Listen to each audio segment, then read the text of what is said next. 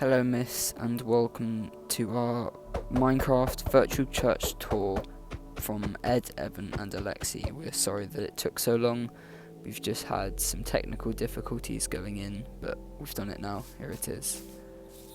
Coming in, it's just a bog standard entrance, nothing special. We couldn't do grand doors because obviously it's Minecraft, they don't work very well.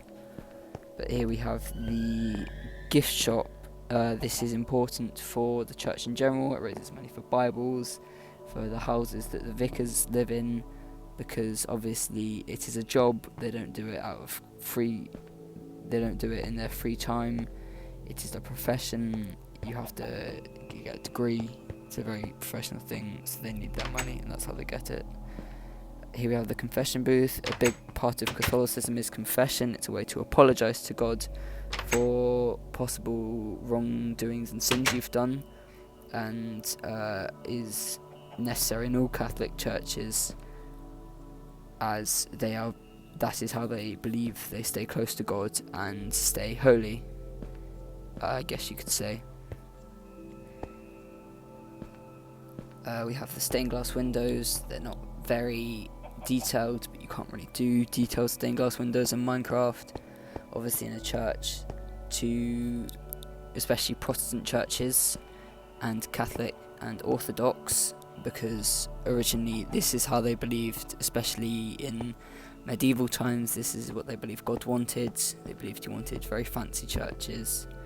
We've got the pews. These are just where the congregation sit. They've got Bibles in the back, quite common in most churches, just for easy access. The voting booth, now this isn't actually in any church, although it might be, but this is just to represent the general idea that Baptists, they're very open, and the whole congregation has a vote. They're a very democratic denomination of the church. We have the lectern, common in Catholic churches, and most other churches really. Protestant churches have them. They already have them. It's just a bit of a stand to make it easier for people to see the congregation and the minister. We also have the pulpit, which is just a bit of a raised version of the lectern, often in Protestant churches, but not really anywhere else. We have the Baptist baptism pool. Now, a big part of baptism is full immersion, because it's believed that you can't, just a cross won't do it. You've got to wash off all your sins, but this is only in baptism. And also another interesting about baptism, they're not allowed to be baptized until they're an adult. Here we have the other one we used for the other baptism pool, used for the other kinds of the other denominations. The conch shell is used in Catholicism. It's just a ritual. They pour it over the child's heads, or adults. They often do it with adults too, but especially with children. And I guess that's from the floods, I assume. I don't really know. There isn't much story behind that. It's just something they do. Just a look of the rest of the church. It's not very it's not very special. It's just a bit of a room. They're often not. We've got coming down here, we've got some paintings of Jesus, and coming down here we've got the undercroft. Some churches will have an undercroft. We have one.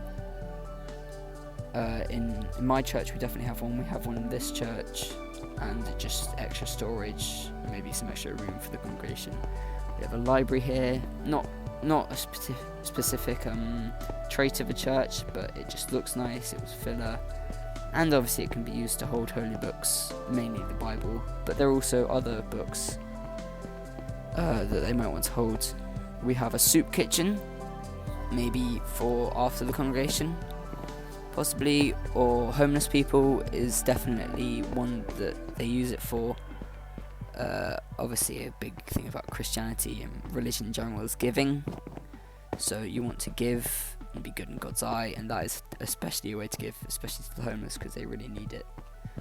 So that is part of a good deed, so quite common in a not quite common, but common maybe in the church. We have the Quaker one. Now, a big thing about the Quaker denomination is they are very simple. They believe that God should not be worshipped with rituals and wealth, and they believe that's a waste of time and not focusing on God. So they have it all bog standard, just a room, some chairs, and rather they prefer to talk to God and have a personal level with him and a personal relationship, rather than him being, I mean, obviously he's a deity, but he's not, they like to think of him as a father figure rather than a deity, as is in other denominations. We have a spire, just often with the bell often going off at 1 every hour. These are just to help find the church, I guess, especially in medieval times. Poor people might not have had maps, so a big tower would have stuck out at the top, so that is likely why they're there. So thank you for watching our presentation and our virtual tour of the church. I hope you enjoyed it. I hope that it was up to good standard. Thank you.